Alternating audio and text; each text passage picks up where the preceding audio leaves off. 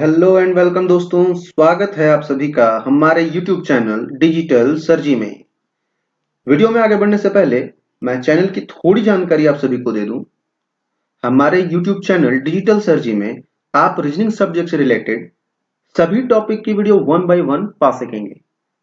सभी एग्जाम में पूछे जाने वाले रीजनिंग के सभी टॉपिक्स आप बहुत ही इजी और ट्रिकी वे में, जी हाँ, बहुत ही इजी और ट्रिकी वे में सीख सकेंगे।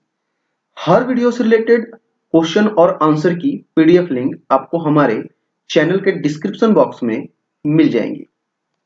तो दोस्तों, वीडियो के अंत तक जरूर बने रहें और अगर आप हमारे चैनल पर नए हैं तो हमारे चैनल को सब्सक्राइब करना ना भूलें और साथ ही बेल आइकन को जरूर दबाएं ताकि हमारी हर नई वीडियो की नोटिफिकेशन आप सभी तक पहुंच सके। तो चलिए सीखते हैं। दोस्तों, आज का जो हमारा वीडियो है वो रीजनिंग के इंट्रोडक्शन पे फुल्ली बेस्ड है।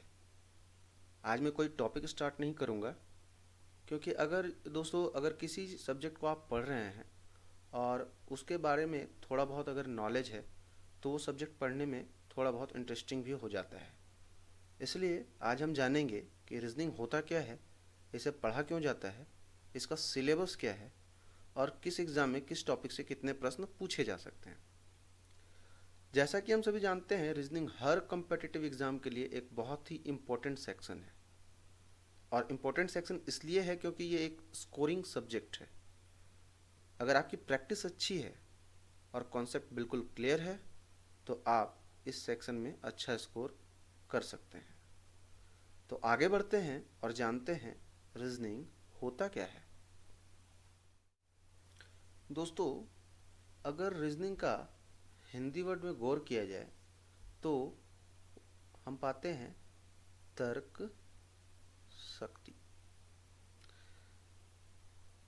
अगर तर्क का मतलब समझा जाए तो तर्क का मतलब होता है सोचना,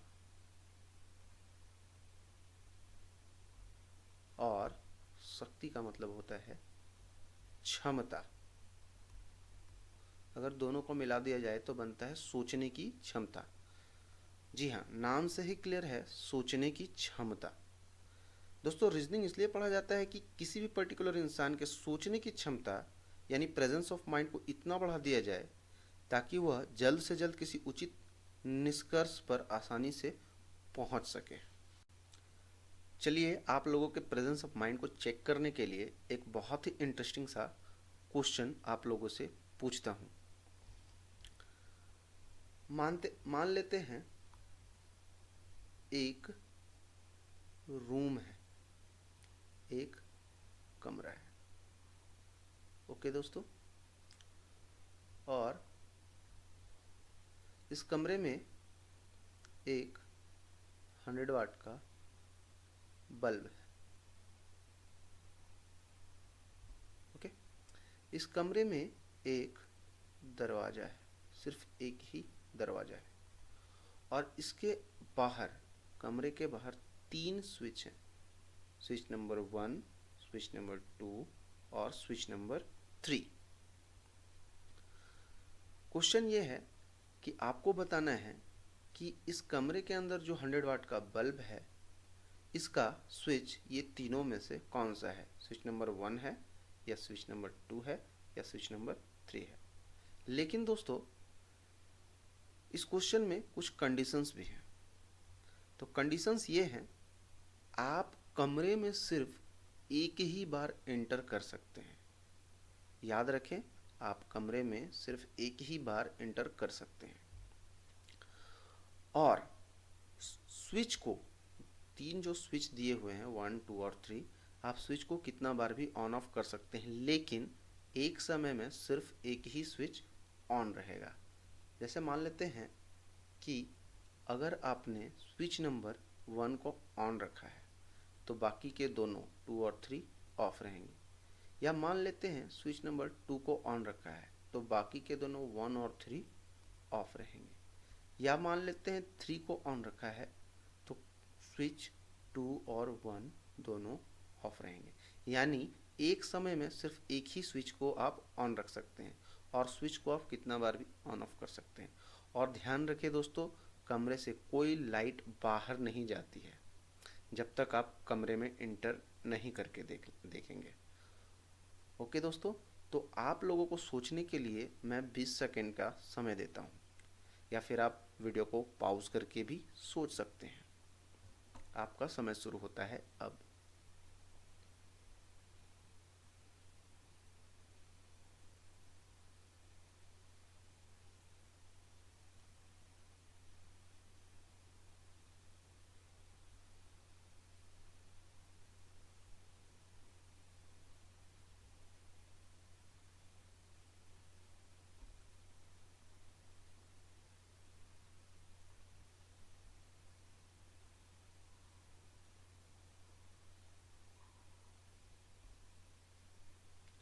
चलिए दोस्तों, समय समाप्त। तो चलिए दोस्तों, फटाफट इस क्वेश्चन का आंसर जान लेते हैं कि इस प्रश्न के पीछे का तर्क क्या है। ओके, तो जब हमने क्वेश्चन पूछा था तो कहा था कि ये जो बल्ब है वो 100 वाट का है। इसी में ये पूरे क्वेश्चन का आंसर छुपा हुआ है। वो कैसे, चलिए समझते हैं। अगर 100 वाट का बल्ब है तो वो गर्म होगा। ओके, तो हम क्या करेंगे, सबसे पहले स्विच नंबर 1 को ऑन करेंगे। 2 और 3 ऑटोमेटिक ऑफ रहेगा। 1 को ऑन करेंगे और ऑन करके 5 मिनट के लिए छोड़ देंगे, क्योंकि अगर 1 नंबर स्विच होगा तो बल्ब गर्म जरूर होगा। ओके, उसके बाद इसको स्विच नंबर 1 को तुरंत ऑफ करते हैं और ऑन स्विच नंबर 2 को तुरंत ऑन करते हैं। ओके, और तुरंत रूम में इंटर करते हैं। जैसे ही स्विच नंबर 1 को ऑफ किया और 2 को ऑन किया, वैसे ही हम रूम में इंटर किए तो अगर बल्ब जल रहा है, अगर बल्ब ऑन है, तो हमारा आंसर स्विच नंबर 2 होगा। क्यों? क्योंकि हमने स्विच नंबर 2 को ऑन रखा था और रूम में इंटर किया था। और अगर बल्ब ऑफ है, सपोज कि बल्ब ऑफ है और स्विच नंबर 2 ऑन है, तब हम चेक करेंगे बल्ब को छू करके। अगर बल्ब को छू के चेक किए और बल्ब गर्म है तो हमारा आंसर क्या होगा दोस्तों? Switch number 1। और अगर बल्ब ठंडा है तब ऑटोमेटिकली हमारा आंसर हो जाएगा 3। तो आशा करता हूँ दोस्तों ये क्वेश्चन में आप लोगों को बहुत मज़ा आया होगा और कुछ नया सीखने को मिला होगा। चलिए आगे बढ़ते हैं और जानते हैं कि रीजनिंग को कितने भागों में बांटा गया है।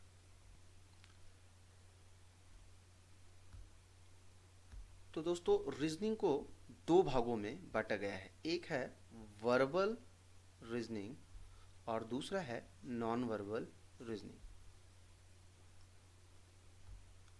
वर्बल रीजनिंग यानी भाषिक, नॉन वर्बल मतलब अभाषिक। अब वर्बल रीजनिंग क्या होता है और नॉन वर्बल रीजनिंग क्या होता है, आइए जानते हैं। वर्बल रीजनिंग, नॉन फिगर वाले जितने भी प्रश्न होते हैं वो सारे वर्बल रीजनिंग की श्रेणी में आते हैं। और इसके कुछ एग्जाम्पल हैं जो मैं आपको बता देता हूँ। जैसे कि एक टॉपिक है हमारा ब्लड रिलेशन। मैं इसके कुछ एग्जाम्पल आप लोगों को बता दे रहा हूँ। सेकंड है डिस्टेंस एंड डायरेक्शन। ये सब सारे नॉन फिगर वाले टॉपिक्स हैं।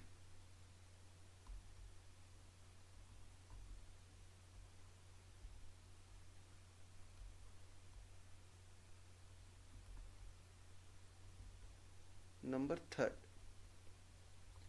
Sitting arrangement.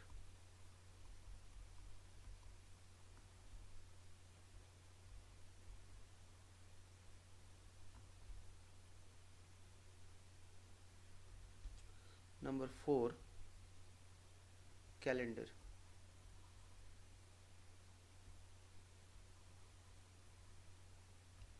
Number 5, input output.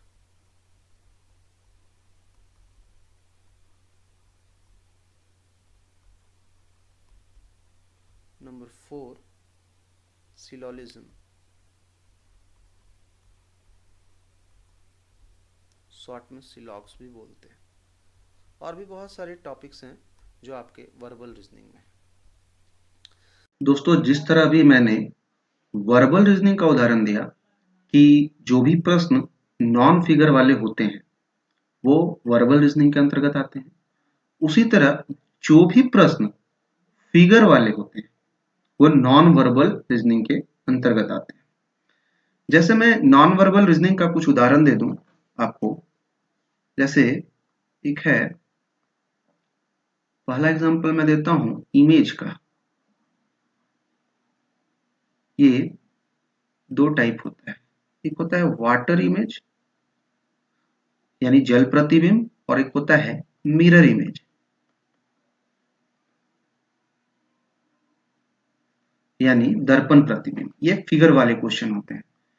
दूसरा एग्जांपल देता हूं, paper cutting and folding.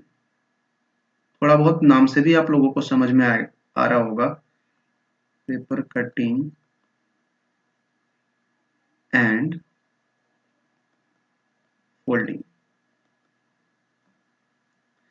Third example देता हूं, कंप्लीशन ऑफ अ फिगर।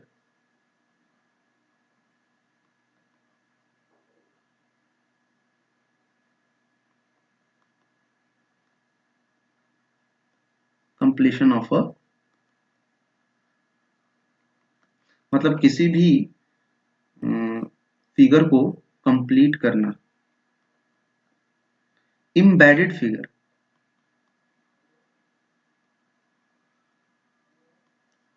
ये सारे टॉपिक की जानकारी मैं डिटेल्स में आगे बताऊंगा।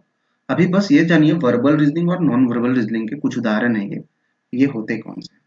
और भी बहुत सारे हैं, आगे देखेंगे। तो ये हो गया हमारा नॉन वर्बल रीजनिंग। अब आगे बढ़ते हैं, लेकिन उससे पहले मैं एक और चीज बता दूं कि कुछ टॉपिक्स ऐसे भी होते हैं जो वर्बल रीजनिंग के अंतर्गत भी आते हैं और नॉन वर्बल रीजनिंग के भी अंतर्गत आते हैं। मैं एक दो एग्जांपल देके आप लोगों को बता देता हूं। आगे डिटेल्स में जब सिलेबस में बताऊंगा तो वहां पे आप लोगों को बताऊंगा कि कौन कौन से चैप्टर पढ़ने हैं, कौन कौन से टॉपिक पढ़ने हैं, और कौन सा टॉपिक वर्बल रीजनिंग होता है और कौन सा टॉपिक नॉन वर्बल होता है। तो चलिए देखते हैं कौन सा टॉपिक नॉन वर्बल और वर्बल दोनों होता है। तो इसके एक दो उदाहरण में समझाऊंगा, ज्यादा नहीं। पहला है एनालॉजी, हिंदी में इसे सदृश्यता बोला जाता है दोस्तों। तो ये फिगर वाला भी होता है और नॉन फिगर वाला भी होता है, इसलिए ये वर्बल रीजनिंग भी है और नॉन वर्बल रीजनिंग के अंतर्गत भी आता है। दूसरा है क्लासिफिकेशन,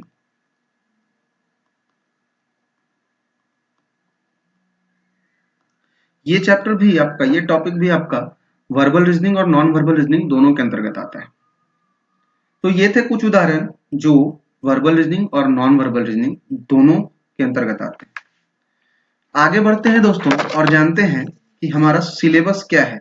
देखिए, मैं सभी एग्जाम का सिलेबस लिखा रहा हूँ और जो भी टॉपिक होगा वो आप अपने एग्जाम के पॉइंट ऑफ व्यू से देख सकते हैं।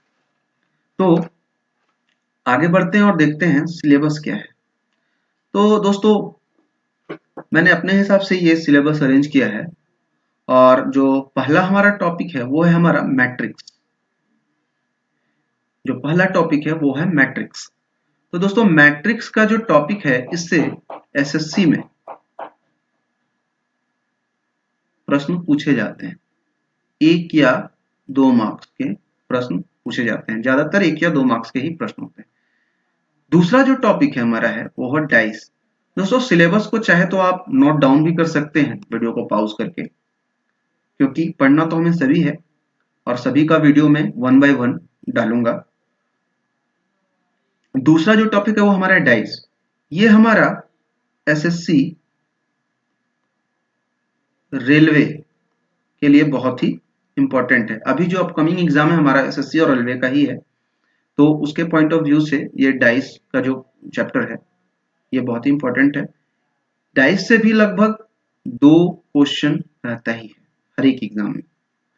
थर्ड जो है हमारा इमेज, ये भी बहुत एसएससी के पॉइंट ऑफ व्यू से और रेलवे के पॉइंट ऑफ व्यू से बहुत ही इंपॉर्टेंट सेक्शन है, बहुत ही इंपॉर्टेंट टॉपिक है।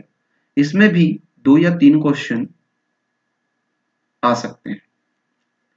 चौथा जो हमारा टॉपिक है वो है पेपर का क्वेश्चन किस एग्जाम में पूछा जाता है।